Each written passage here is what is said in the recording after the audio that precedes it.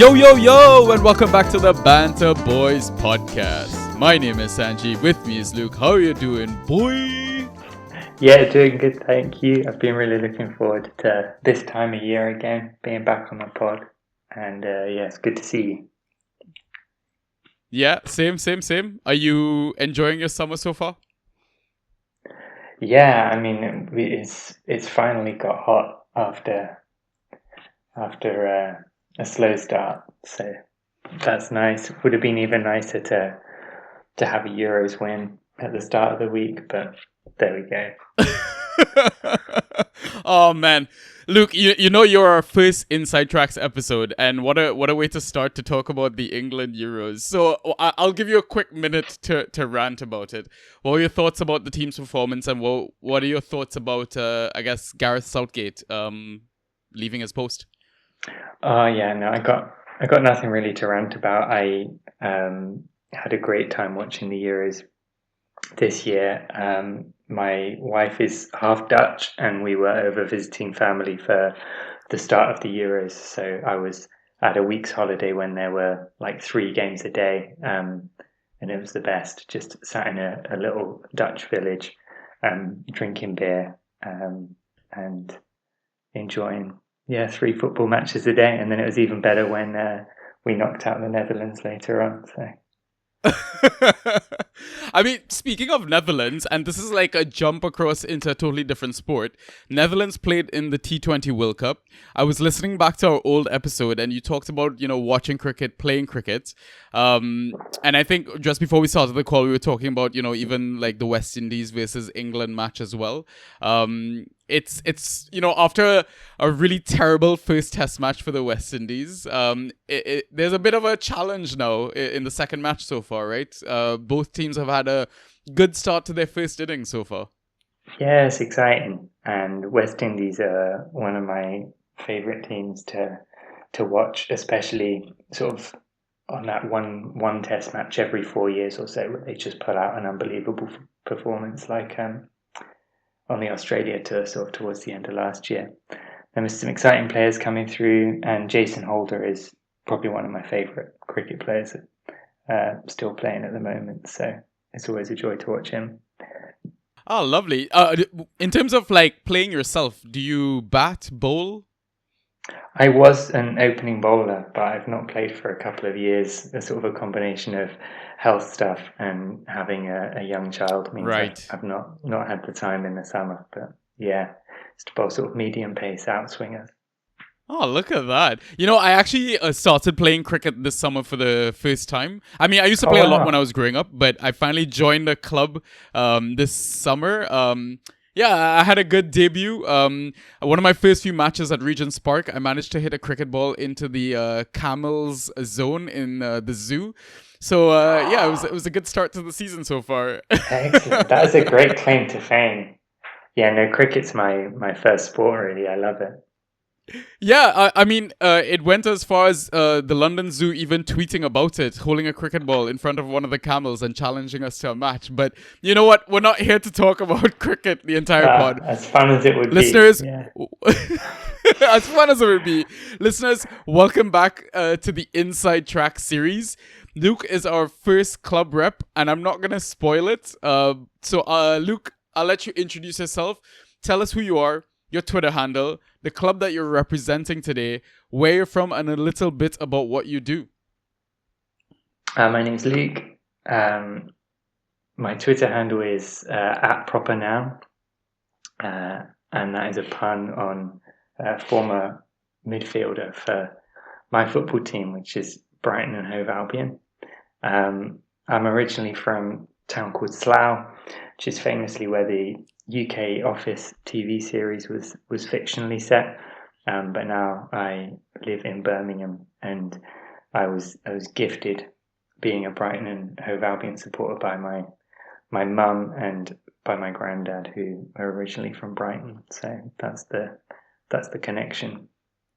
Lovely. Yeah, I mean, it's always fun talking to a Brighton fan, especially to one that loves to rip into Chelsea fans, one like myself. And I mean, we're gonna get into the players that have gone from Brighton to Chelsea, etc. Mm-hmm. Again, like Caicedo. But before we jump into the meat of the pod, just to give listeners a breakdown of what the episode is going to be about. So a few sections that we have is like general discussion. We're gonna talk about the impact of the new manager or any ownership changes, and it's very relevant for Brighton as well, given the exit of Roberto De Zerbi. Looking at the club's previous season's performance versus new season's expectations. We look at how the old system was for Brighton, maybe what sort of new system that we're expecting, even like in terms of the formation and the starting 11. And then we'll jump into some draft segments where we'll talk about the first pick from Brighton, the next 3 picks, at least one hidden gem. And we've thrown in something special for this series. We kind of want to know of possible traps as well. And then we'll round things off with picking Luke's brain for some advice, talking about trading draft picks, how he makes FA/waiver claims, maybe some buy low, sell high Brighton assets, how he, budgets Fab if he started using it. Because I don't think you were using it last time we chatted as well. Yeah, no, I've still got not a clue on Fab, I'm afraid.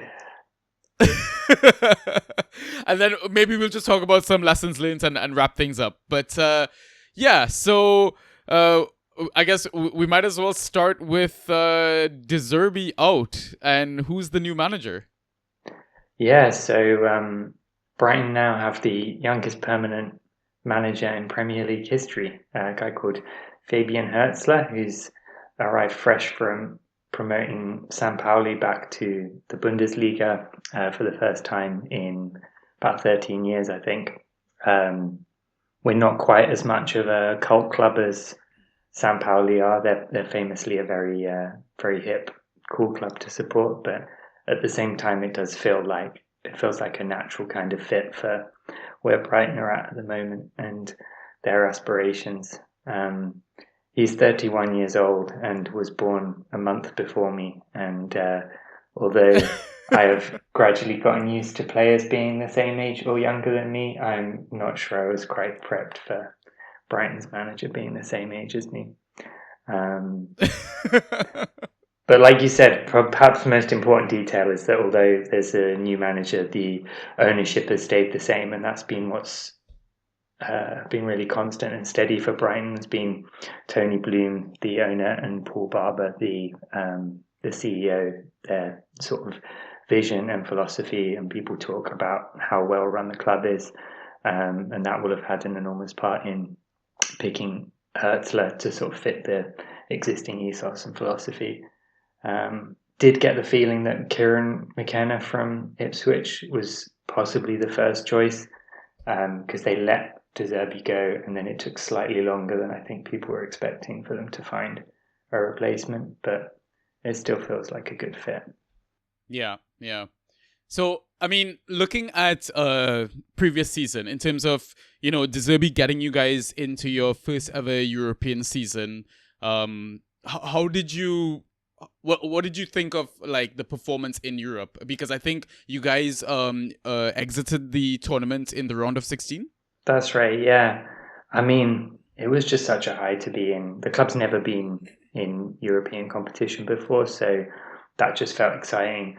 We got drawn into a group with Marseille, Ajax, and AEK Athens, which looked like a tough group, but also just like what a series of away games to have in your first season in Europe. Like it's kind of a good group too, and they ended up topping that group with a last minute goal in their final group game against Marseille, which is ironically where De Zerbi's ended up now. Yeah. Unfortunately, with had a few injuries and just had a terrible performance in the first leg of the round of 16 against Roma, who dropped down from the Champions League, and it was too much to overturn in the second leg. So it felt disappointing at the time, but I think if you'd offered Brighton fans getting to the knockout stage and topping that group at the start of the season, everyone would have taken that. So it did feel like a bit of a season of two halves. The first half was still very exciting and optimistic. It did feel a little bit like after the European exit that the injuries started to ramp up a little bit. Roberto De Zerbi just seemed to be really demotivated, and I don't know if that's what's partly led into him sort of leaving by mutual consent. It wasn't like they gave up, but just the intensity really dropped. They had a terrible run of form, some really bad injury problems as well. And then we ended up finishing below Crystal Palace on the final day. So that was sort of the salt in the wounds. Yeah, yeah. So, I mean, I was gonna ask you, like, finishing 11th, like, how did you feel about that? But is it worse that you're below Palace? Like, do you not care about the league position after that sort of thing? Being below Palace was the sucker punch, but at the same time, I think they, on the last day of the season, they put up on their big screen like the league position and finishing 10th, and like if that's going to be their club's big achievement that they want to celebrate, then fair play, they're welcome to it. I think I'd said at the start of the season that with Europe, I'd have taken like European knockouts and top 10, and so to sort of finish just on the edge of that, I don't think it's too bad. I think there's reasons to be optimistic, and it's just a super competitive league. So, yeah. Having said that, I'm a slightly older Brighton fan that is very jaded and is just happy to be where we are. And I appreciate there's a lot of younger Brighton fans who are more motivated for pushing on and are impatient for more success, which I respect as well. Yeah. Beautiful De Zerbi gone. Are you gonna miss him? This time last year, I could not have seen a situation where I'd have been happy for him to go, or not at the very least wishing him well. But the way the season ended, and the fact he has immediately signed Mason Greenwood for Marseille means that I could not care less, really. Which is a sad way for that to end, because for the most part it was a fun little journey. Yeah, that is a very baffling situation, because I mean, I think at one point De Zerbi was basically linked with all the clubs Every in the top Prem job that were looking for a manager. Yeah. So I'm curious, if he actually did get the United job, would he also still have brought Mason Greenwood back? Like, yeah, that's a very sensitive subject, I think, from almost all football fans, right? Yeah, for sure. No, he's not really covered himself in glory. And although Marseille is a much bigger club than Brighton in terms of the trajectory of his career, that definitely feels like certainly at least a sort of plateauing, if not a bit of a regression, when he was getting linked with, like Barcelona and Bayern Munich. Yeah. Yeah. So, yeah. All right, let's talk a little bit about the old system versus new system, right? Can you maybe remind listeners, fans, of how Brighton looked under De Zerbi and what you're expecting under Herzler? Is that pronunciation right? Yeah, I think so. It's difficult to tell either how it's pronounced or how he's going to play, because we've not had a single game under him yet. But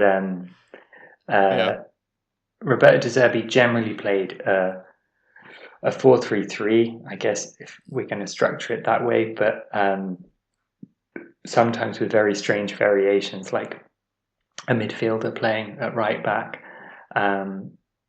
and we would play these very risky passes around the back, and particularly with the goalkeeper, to draw the press on, and then often Jason Steele in goal would play a sort of flat pass into a midfielder at the edge of the penalty box.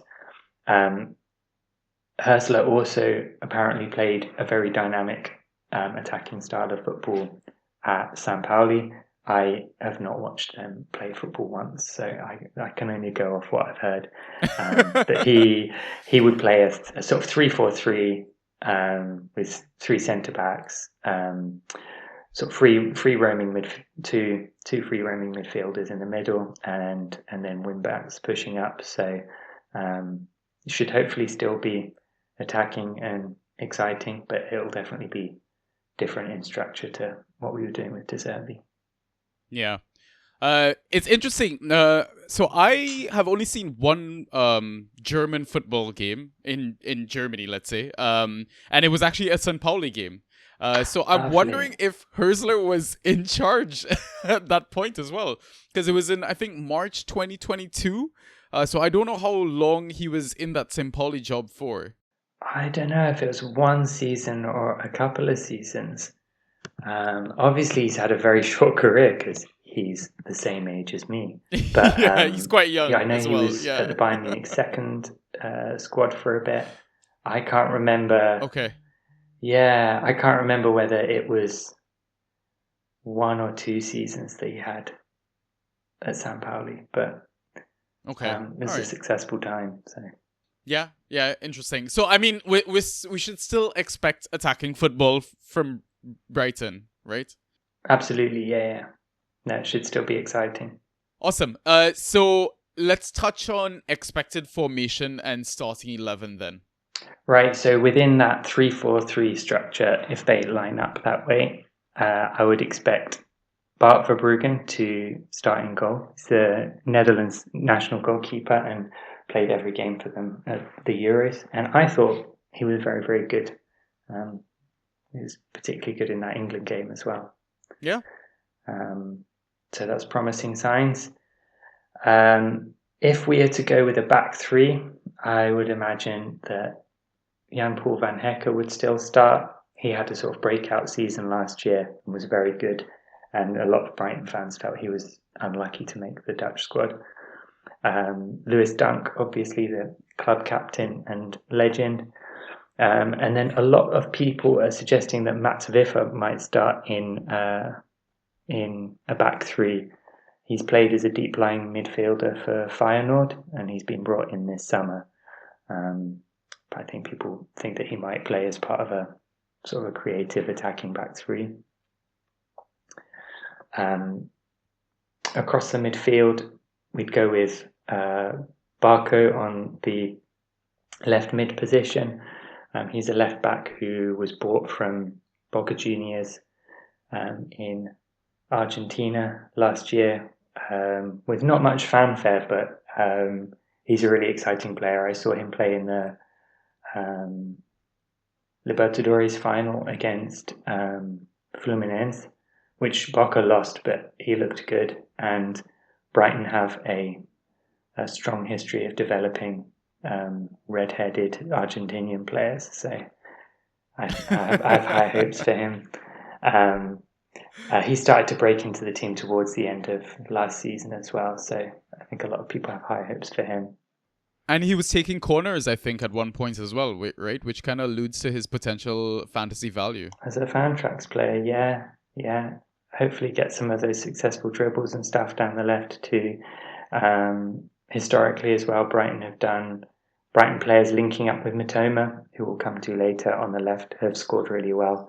And Pervis Estupiñán dropped off a lot last year in terms of Trax scoring, when he wasn't playing with Mitoma. Then in the middle, we'd have little Billy Gilmore and Pascal Gross.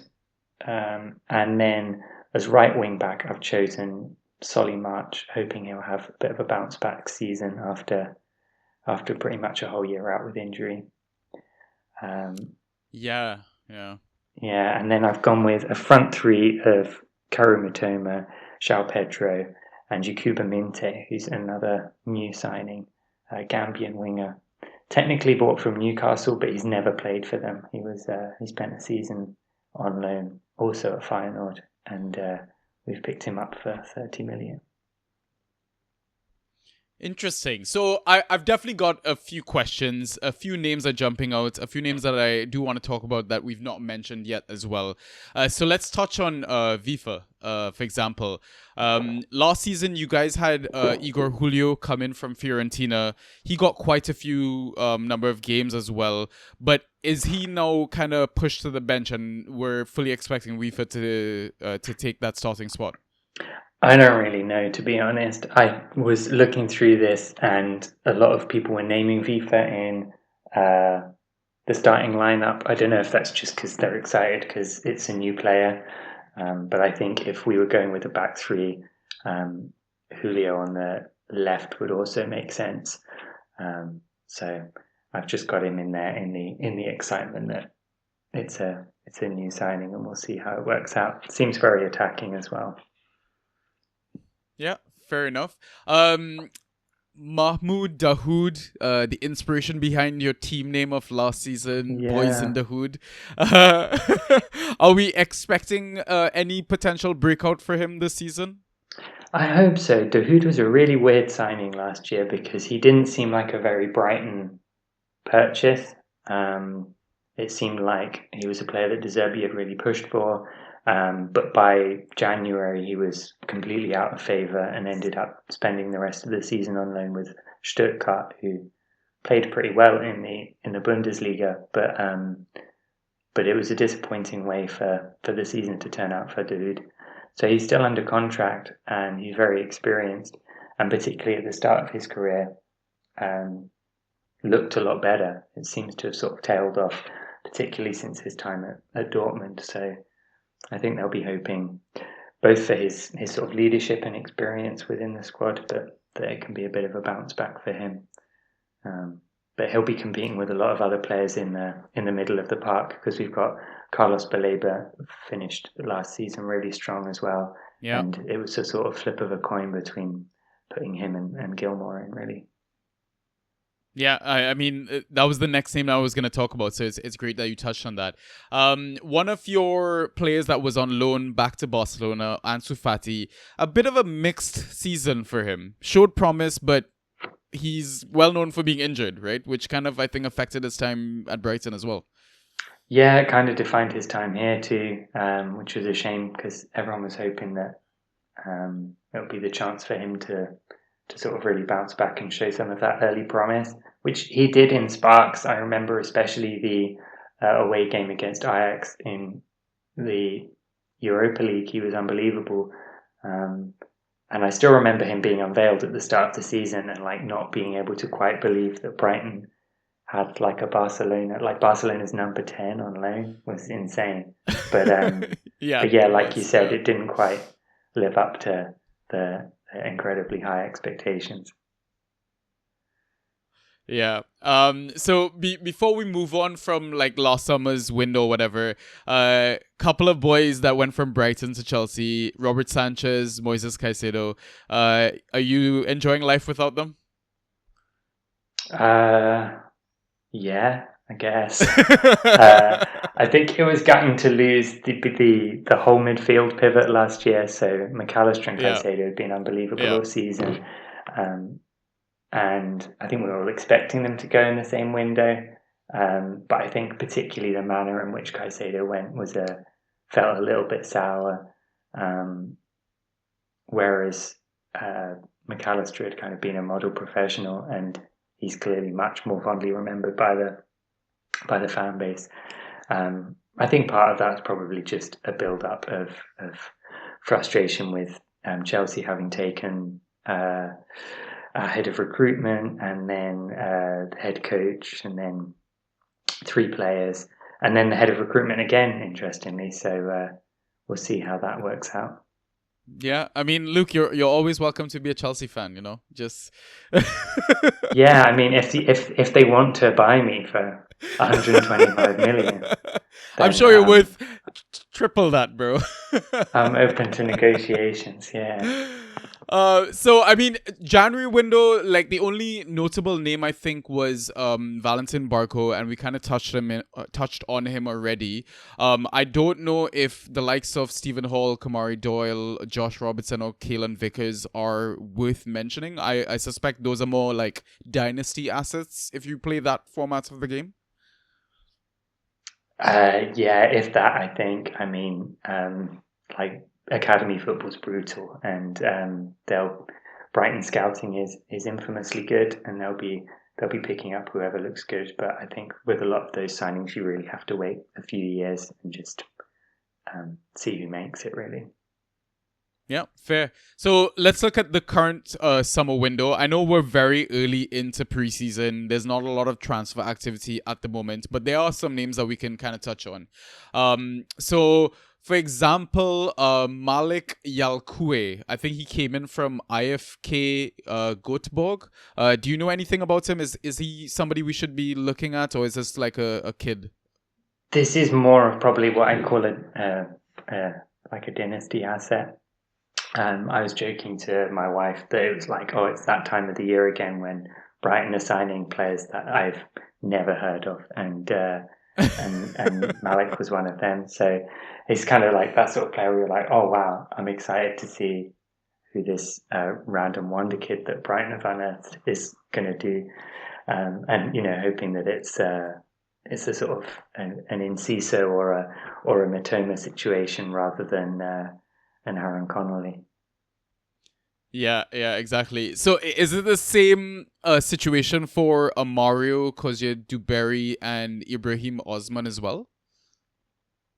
Ibrahim Osman, I think people are a little bit more excited about, but I think Minte is the one that I've heard the most hype for, the Gambian winger.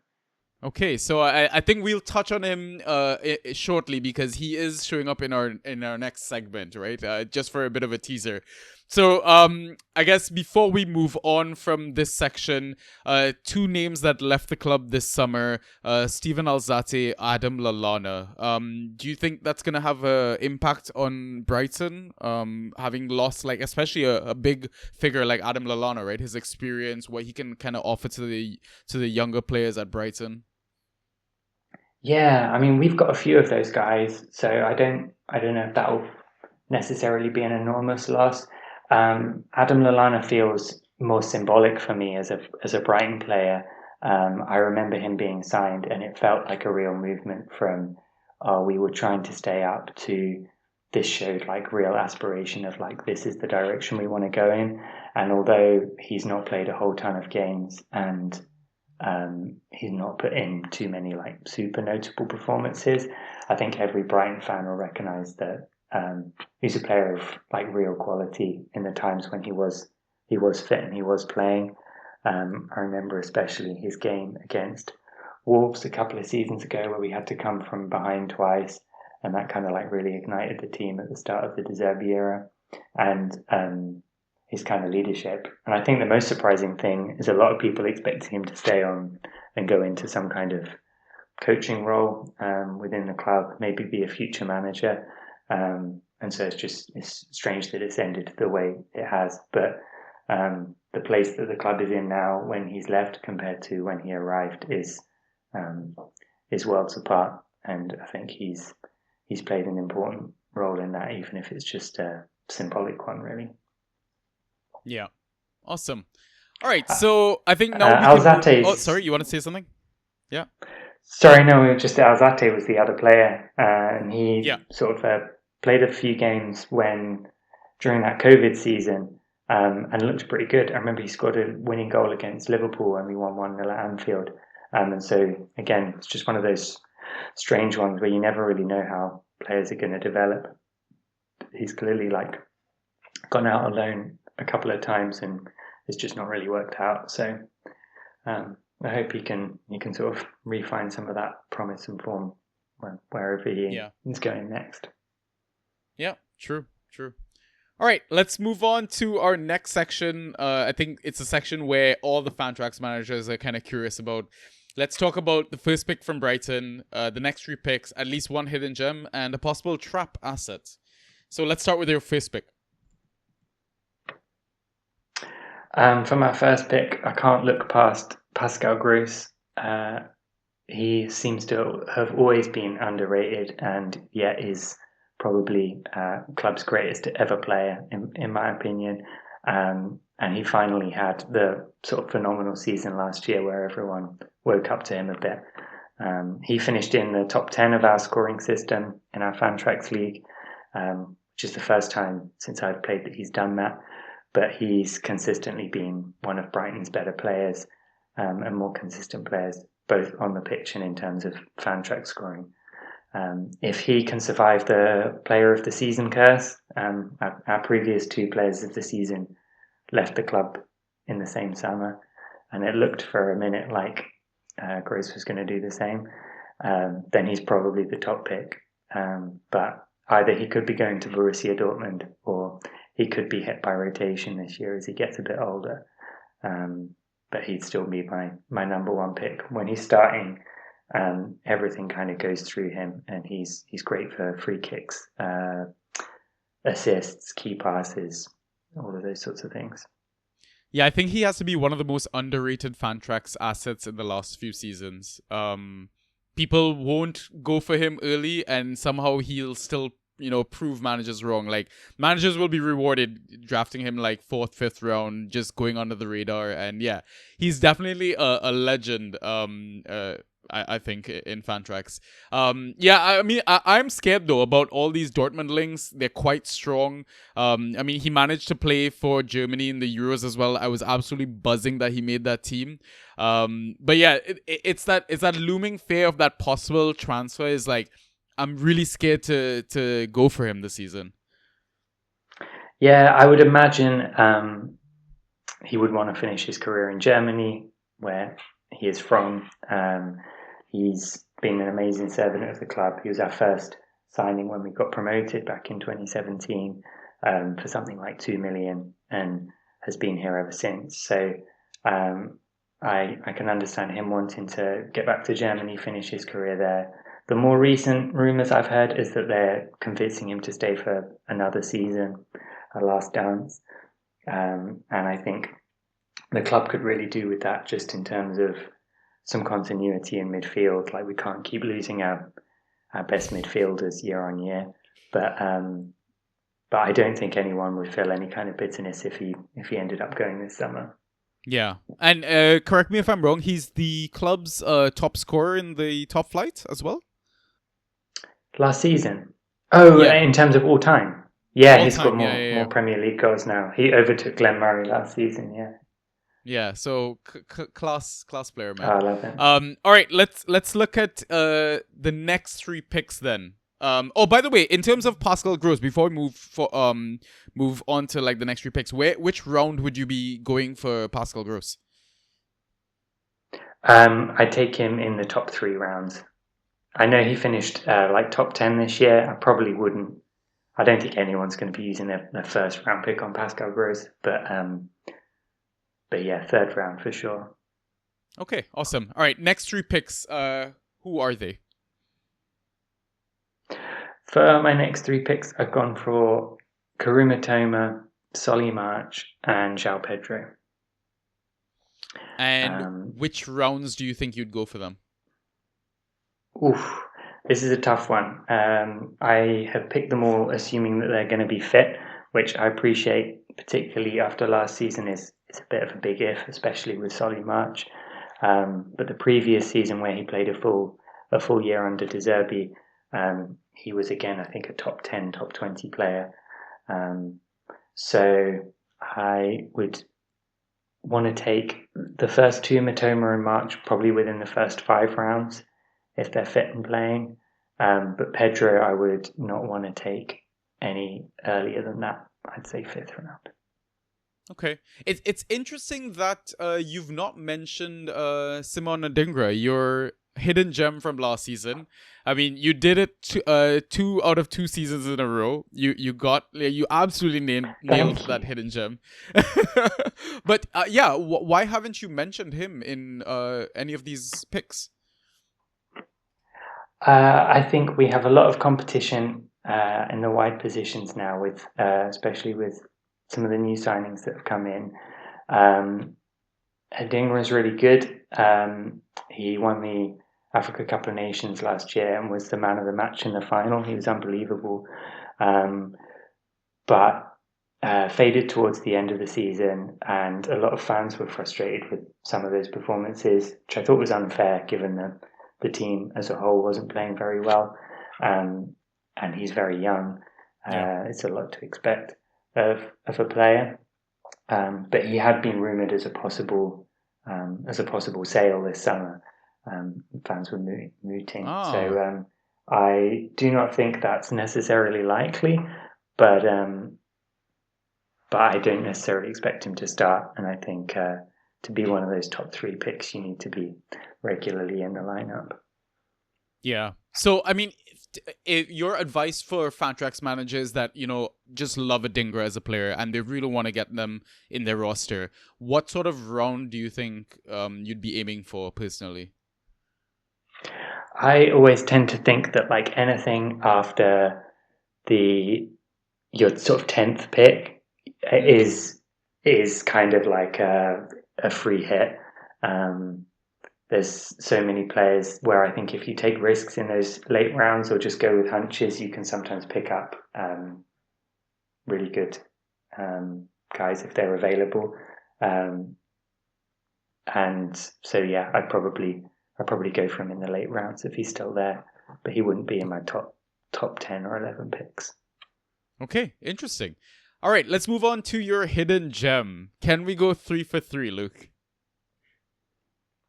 So I've gone with another winger for the 3rd year in a row after Mitoma and Adingra. I'm hoping that Yakuba Minte from Gambia and Feyenoord is going to be this year's player. He's apparently rapid. He scored 10 goals in the Eredivisie last season and played some Champions League football. So I'm hopeful. What round are He'll we? break through around that sort of January time again. Yeah. Oh, what round are we? Should we be aiming for? You think?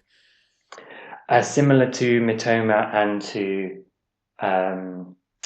Adingra in previous years, I'd keep an eye on maybe some of the preseason stuff, see if he looks good and passes the eye test, and then if you want to use a 16th round pick on him so that you can show off to your friends, go for it. But otherwise, I'd wait and see if he starts, and then put a low end waiver wire or a free agency claim in. All right, duly noted. Okay, so now we'll move on to the trap. So this is a bit new. We never really asked about this, I think, in previous Inside Track series. But it just came to me right before we were going to record. So I thought, it'd be useful to managers out there. Maybe they have an eye on a very popular Brighton asset that maybe you're a bit more coy on. So who have you got? Yeah, well, I think the trap often is, particularly with Brighton players, is that there's some hidden gems in there, but they don't count as hidden gems if you end up taking them, in an earlier round than you needed to, and they don't overperform on their draft value. So the trap this year, I've gone for Pedro / Ferguson. Both of them will be probably competing for the sort of striker frontman role. And just starts and rotation and possibly injuries are gonna, I think, are gonna limit what either of them can do on their own, unless one of them goes on a major run of form. Apparently, Pedro's injured again. Evan Ferguson started the season on a tear last year, scored a hat-trick against Newcastle, and everyone was talking about how much he was going to get sold for. And by the end of the season, I don't think anyone was talking about him. He'd spent so much time out. I remember last season everyone being very high on João Pedro at the start of the season. He'd just come in for 30 million and everyone assumed he was nailed on. And checking the notes from last season, I said in the pod not to draft him before the 5th round. And in our league, he ranked 55th overall. So if you're playing a 10-manager league like we were, I was spot on. Yes, you were. You've got to take the wins when you get them.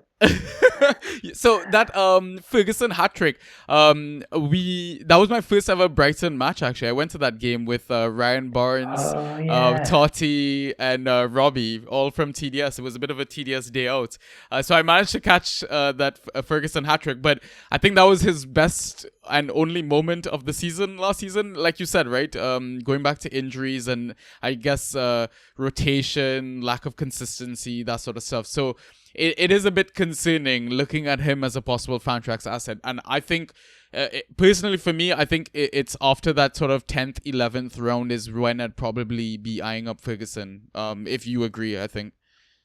Yeah, no, absolutely. So I guess he's still only 19, so he's Yeah. going to turn 20 this season, I think. So there's loads of time. There's absolutely no need to panic about him as a player or career wise. But yeah, it's time to cool down maybe on some of the hype from start of last season. Yeah. All right. Before we move on to our next and final segment, are there any other names that you wanna mention, discuss that we haven't touched on? Yeah, like Julio Enciso. Do you remember him? Yeah. Yeah, he scored that wonderful push gas runners up goal against Man City, and Yeah. then sadly got injured start of last season just as he was looking good, and we never saw him again. And I only realised putting together um, the sort of predicted starting 11 and stuff. I was like, oh, where's Enciso going to go? Is they going to play him down the wing? Would they play him in that sort of more attacking midfield where Gross plays? And I don't really know, but I hope they find a place to slot him in, and I hope he can play with the all of that promise from towards the end of the season a couple of years ago. And he started last season really well. He played an unbelievable game in a 4-1 win against Wolves, and then had a season-ending injury. So um, I'm really hoping he can pick up where he left off. And if he can, he's got the number 10 shirt now. He could be a really good asset. Yeah, definitely. One to keep an eye on for sure. All right. Yeah. Final segment. We're gonna get some advice from Luke. Let's start with the first thing. Trading draft picks. Do you have any experience with this? Um, I do not know. I mean, we've only ever traded them like after we picked them. So I'm guessing you're talking about like trading your first round pick for a specific player. Yeah. Yeah, or like for Yeah. some, if you play with Fab, or like let's say you're trading your round 2 and your round 3 pick for like a round 1 and a round 4 pick or something like that, you know? Yeah, no, we've not done this every season with fan tracks because we're quite a new league. This is going to be our fifth season, Mm. so we're just trying to get like as many people into it and involved as possible. We don't necessarily always have like sort of a coherent group that goes from year to year and is consistent to sort of plan those kind of things. Is this the league that your wife is in as well? That's right, yeah. Emily's got more into football than ever this last year, and we watched like all of the Euros together, so it's been great. But she did finish above me in the league last year, so I've had to I've had to eat quite a lot of humble pie over that. I feel like Um, I should have her on the pod instead, Luke. yeah, what are we doing? Um, she has decided she's going to support Ipswich as well, who got promoted this year. So it's going to Okay. be an extra little rivalry in the house. But yeah, what I will say is I scored probably like 200 more fantasy points over the season, but just the way matchups go, the way the game works, I finished in fourth. So Yeah. it's fine. It's fine. I Not just about got over it. not bitter at all. Wait, so No, no, no. We go again. is she an actual like Ipswich fan? So I mean, she wasn't really into football until getting into fan tracks a couple of years back when I was in hospital, and she was figuring out how to manage my team for me whilst I was away. Yeah, yeah. Um, and then she was like, "No, I want to play." She's from East Anglia, so Ipswich is sort of the only team in the area where she grew up. Um, and so seeing them do really well for the last couple of seasons, she's like, yeah, oh, that's the one I'll go for. It's So it's good. I approved. yeah, I'm asking because that's the one club that we're still looking for like an inside tracks rep. Is Ipswich. So I was like, oh, is there a chance she could actually be on the pod? Like, Nah, I don't think so.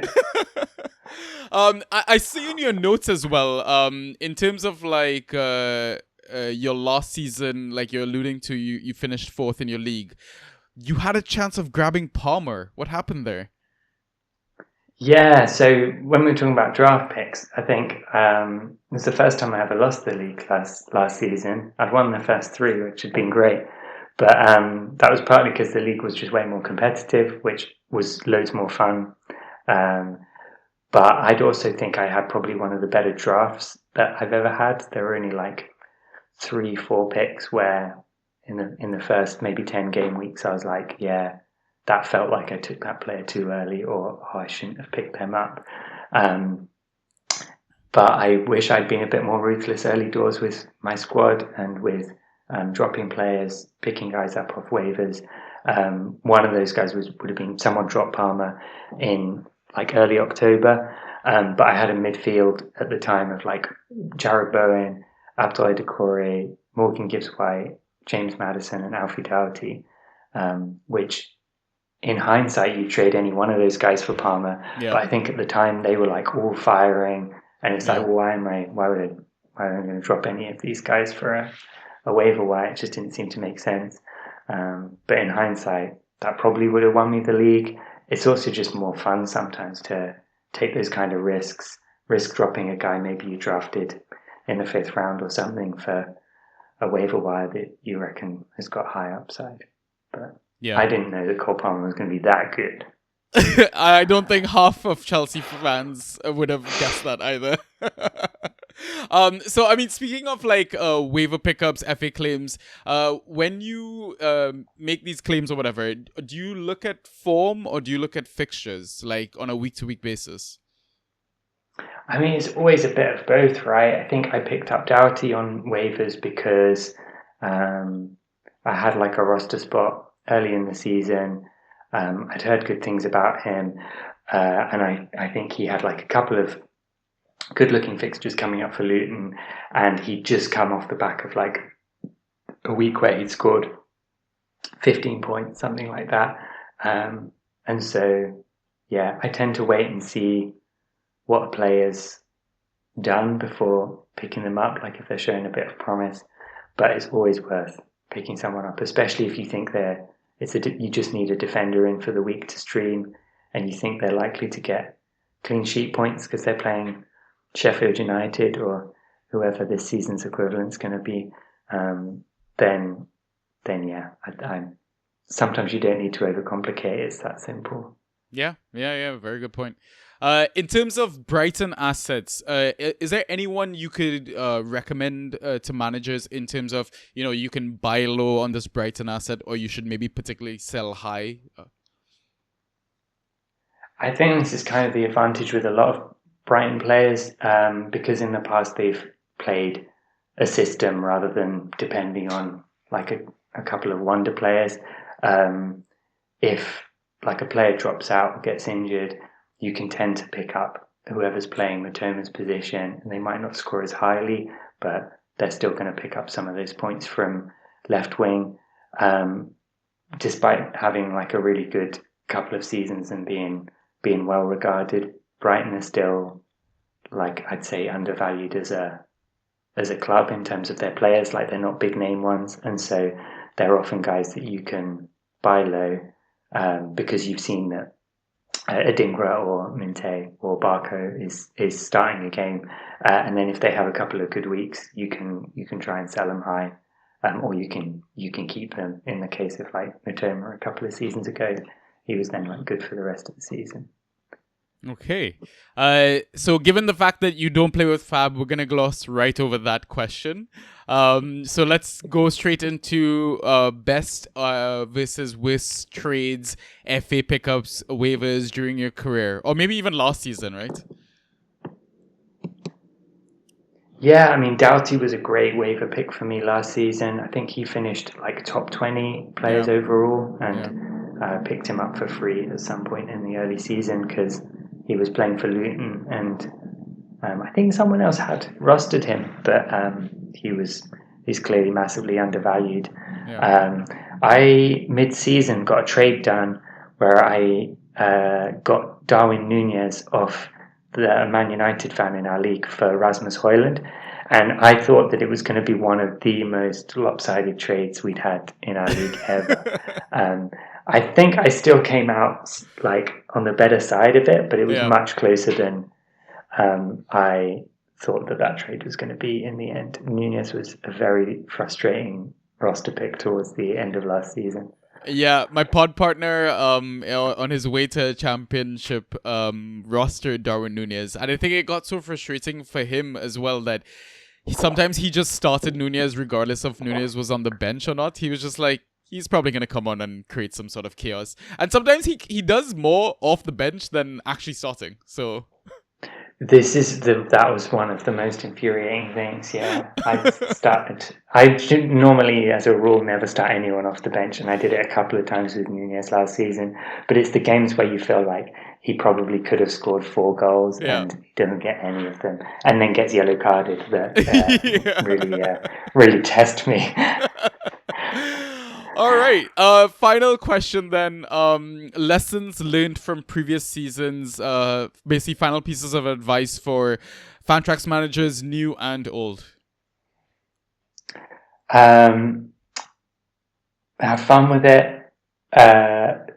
Invite new people to join. I've been a massive evangelist for Fantrax the last few seasons. I've got members of family involved, as we've heard. And someone asked me to explain the weird fantasy football I play to their friend the other day, and having explained it, they were like, "What are you talking about? That sounds way better than normal fantasy football." And it's because it's true. It is. It is so true. Yeah, absolutely. Like, be kind to each other. I pushed the boundaries, trolling Chelsea fans on Twitter a couple of times last season and regret it. And my other big tip would be recognizing that those weekly rankings that RotoWire put out every week are massively skewed towards previous seasons and those team performances, and that Rico Lewis is absolutely never worth streaming. Don't do it. I think, like, literally anyone but Haaland, Rodri, or Foden just don't touch from City. Like, I tried to convince myself every week that Rico Lewis would be a good stream, and he never is. Yeah. City players are just pain, man. It's just pain. It's pain, especially because he plays Cancelo's position, and Yeah. he was a Fantrax machine. Yeah. I can't wait to pick Ben's brain about City, and even like Cancelo is still on their squad list, right? I have no idea what's happening with him. A lot of people are talking, oh, should we like grab him late in the draft just in case, like. Yeah. But I'll leave that to him. Yeah, we'll leave that to him. All right. I mean, that's all we had planned. Luke, it was an absolute pleasure chatting with you again. Everything, the Seagulls. I have nothing else to say. Any final words? Yeah, no. As always, it's been a pleasure. I hope it's a good season. Hope we have a fun and competitive couple of matches against Palace, and maybe push for a European place again. It'd be lovely. Yeah, would be great. All right, listeners, thanks again for tuning in to the Inside Trax series. I think up next, we should have Arsenal, Ryan Barnes from the TDS. Oh, spoiler. Nice. But looking forward to that one as well. So I'll catch you on the next one. Peace.